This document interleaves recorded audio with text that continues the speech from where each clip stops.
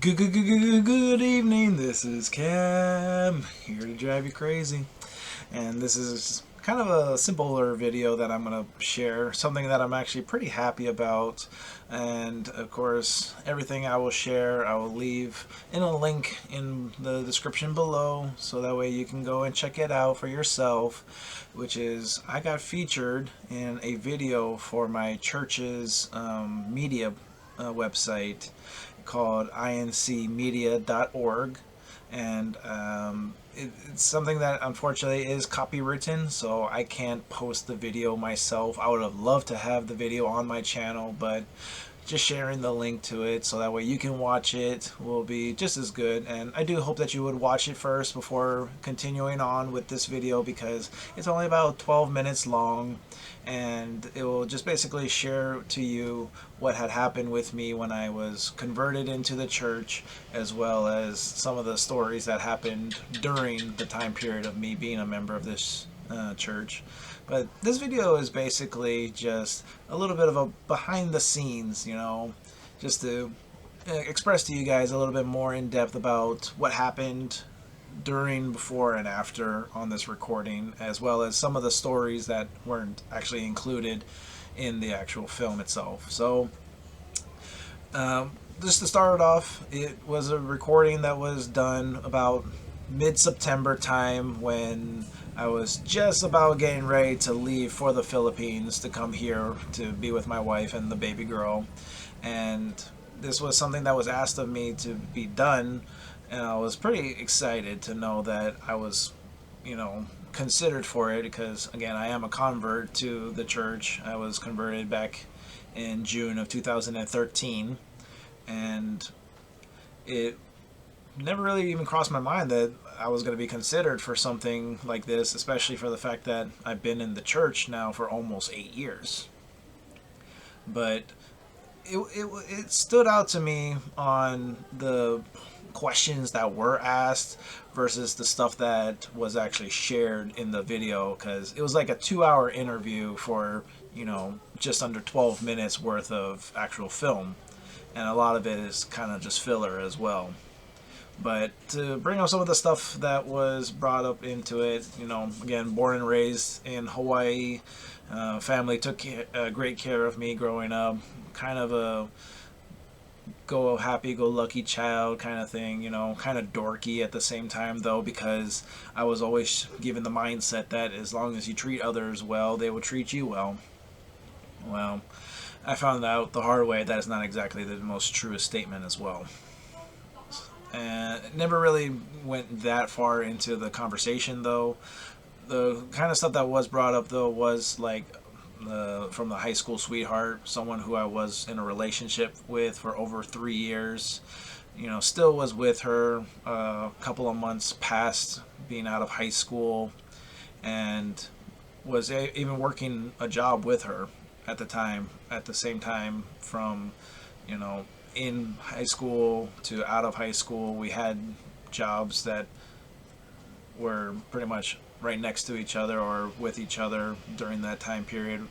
The relationship, I felt like, could have been a lot better now that I'm looking back to it, saying a lot of the stuff I did was very, childish. It was never considered really maturing myself at the time, and I ultimately had paid the price by never changing myself. I did want to work very hard to be with her. That's why I was doing the jobs that was necessary to put the time, effort, and focus into us being something more. But I do believe there was some kind of influence coming from the outside of the relationship that ultimately made her start realizing that I probably was not going to be the best person for her. So I'm not going to really blame her for her own physical decision to not be with me, but I will just say, it was the biggest toll on me to, try to learn to overcome this, because it did emotionally change me. It was never a hurt feeling I've ever gone through before, and I could say right now I'm perfectly fine with understanding what had happened, how it happened. I've, seen the way that I was when I was, going through it at the time. And ultimately, I was able to kind of overcome it by, hanging out with friends to learn to get by. And there was other relationships that I was in at the exact same time after that time period, right before I had joined the church, which, made me feel, back to normal in a sense. But there was someone who I met who was actually not a part of my school, but was in another school that was in our JROTC drill program.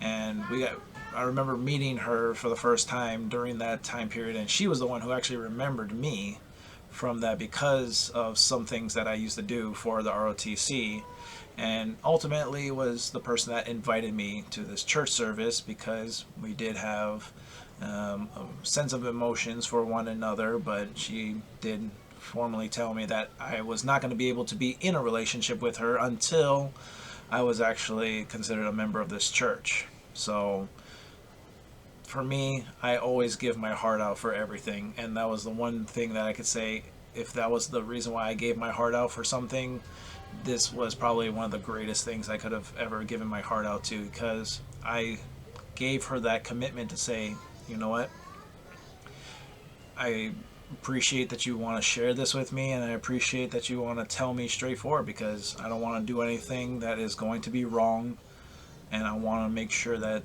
we start this relationship off in the correct manner. So I was able to join the church after going through the services, after going through, all the Bible studies, and just a whole bunch of other things that allowed me to become officially a member of this church, and proving to her that, I was really worth trying to be, in a relationship with her, but at the exact same time prove that I'm also being committed to joining a church as well. So a lot of that kind of stuff, again, was kind of cut out because obviously it kind of drags on a little bit. But we'll get into the bigger one right now, which obviously came about 3 years after the fact, which is something that really broke me down. It was the worst year of my life, where at the beginning of that year was actually the sister that had brought me into the church ultimately deciding to leave me. Again, it was my fault. I was the one who never showed a true sense of commitment. I never showed a true sense of maturing. I was always doing exactly what I felt like was the best thing to do. The way I got raised by my own parents, by saying, you commit to doing your job, your work. You make your family or efforts for the person you care for first. And that's why I had a little bit of a toss around, because a lot of the stuff she would always suggest was, oh, just take off work today and spend more time. But I'm not going to blame her for that, because that's the kind of stuff that I feel like I did neglect a lot. It's not showing her that I wanted to spend time with her, even though every single second of my time was always wanting to do what was correct for her. Ultimately, she left me, and a couple of months later, I was really just starting to get myself into a very bad mindset again.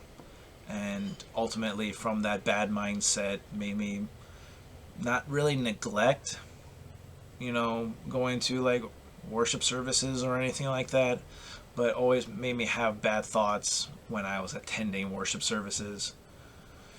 We had our Holy Supper, and during that Holy Supper, I was in the worst state of mind at that time.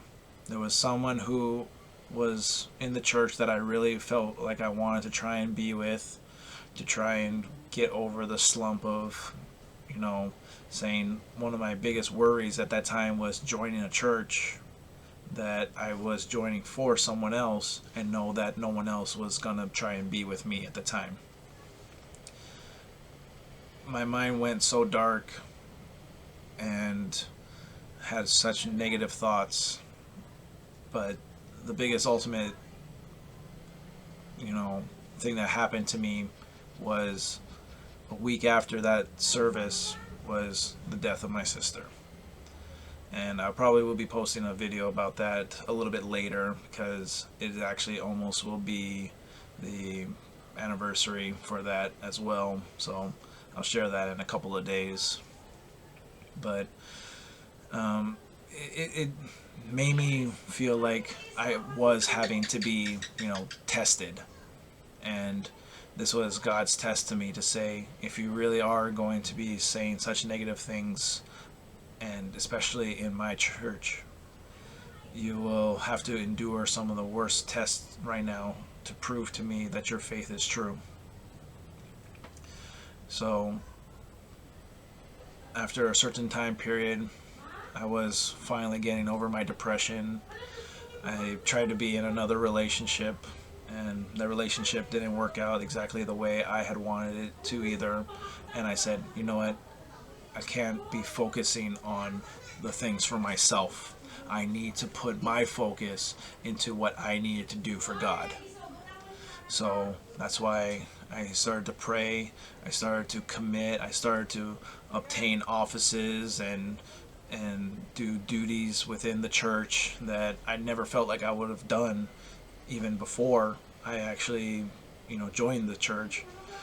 I became an officer of the scan, which is like the security, and then eventually was able to become what they call a Kadiwa president, which is the overseer of all the members of the church that are over the age of 18 that are not married, and did a lot of great deeds in the name for the church and in the name for God, which ultimately made me realize I didn't need to be in a relationship at the time.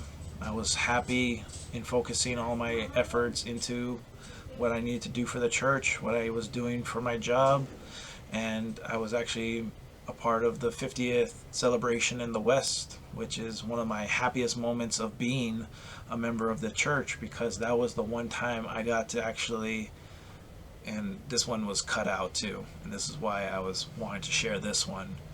Part of the scan at the time, and it's at the very end of the service, and the executive minister is walking out and doing his normal handshakes with everybody, and I was kind of behind everyone at the time and never really thought that I was going to be worth having anything special happen during that time. But while he's walking down getting his handshakes out, he has like his two bodyguards trying to make sure that he's getting pushed and pushed on, just to make sure that he's not going to stay in one spot too long.